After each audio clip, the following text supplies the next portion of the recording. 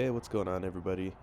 I decided to make a quick video about my backyard garden setup because a few people have asked about it, and I'm kind of limited on space back here, so I ended up doing a hybrid system. I've got some standard raised garden beds, but I've also got some hydroponics incorporated just so that I can grow more plants in a smaller footprint. So the hydroponic system needs electricity, and I wanted it all to run off grid, so I ended up using some solar panels. These are two 100-watt solar panels, and you can find them online. So I can hold 32 plants in these two little towers, and I actually made these myself. By the way, I didn't notice this huge black widow until I was editing this video. There's videos online on how you can make these out of vinyl fence posts.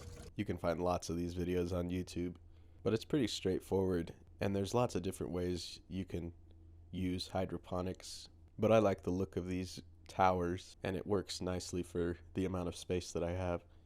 But basically you have a reservoir filled with water and a liquid fertilizer or compost tea, which I'll show how I make that. And then there's just an aquarium pump that's set up on a timer, so it pumps water up to the top of the towers and lets it drain down and back into the reservoir. And I have mine set up to turn on for about 5 minutes every other hour, from about 8 in the morning till around 6 o'clock at night. And that seems to keep everything hydrated and happy. I mainly use these towers to grow lettuce, but I also will start seedlings in here, or I'll start them in my house and then move them out here so that they can get bigger, and then once they're strong enough, I'll move them into one of the raised beds. So that's how the grow towers work. Everything's hooked up to a timer, and it's all hooked up to a deep cycle battery that the solar panels keep charged every day.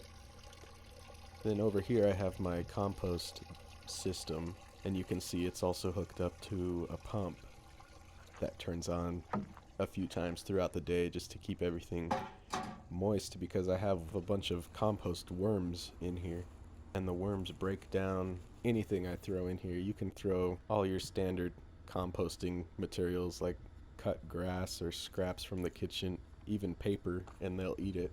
And the worms are loaded with beneficial bacteria, and so all the nutrients and bacteria end up in a holding tank underneath the whole system. So this is just a fish tank.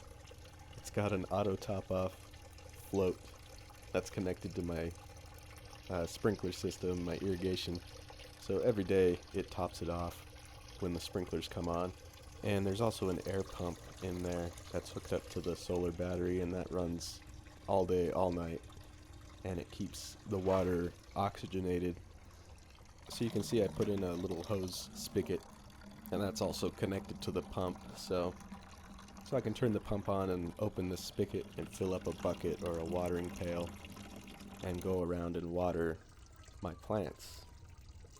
And this stuff is pretty concentrated. A lot of people will dilute it down with some water, and so I pour a little bit of it into the hydroponic reservoir, and then I also use it to water my garden beds and any other plants I have, because they seem to do really well with it.